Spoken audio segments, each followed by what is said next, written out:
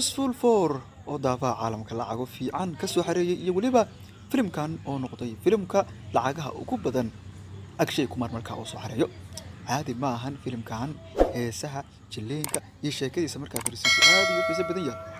hadaba filimkan Housfull 4 Hindiya kaliya ganacsiga wanaagsan kama isagoona filimkan keenay 6.8 milyan oo dollar isku darka dal iyo dibadda Housfull 4 ayaa markaasi ganacsigiisa noqday 295 goor isaguna dhaafay rikoorkiisa mission mangal kaasi oo bilowgii sanadkan soo xareeyay 278 goor inkastoo Housfull uu ku fashilmay in uu isku darka dal iyo dibadba keeno 300 goor haddana 295 goor waa ganacsi wanaagsan isagoona filimkan noqday filim hit oo ganacsi fiican sameeyay Housfull 4 yaa sheekay cajiib markaasi ku jirta waxaana dadku yihiin kuwa si weyn u xiiseynaya muddooyinkii dambe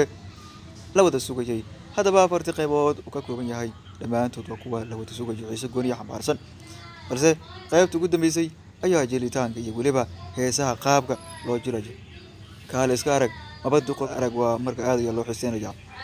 waxaana haatan uu yahay mid la wada sugayo sidoo kale inkastoo weli Soomaaliya laga daawan waa filimkani Housfull 4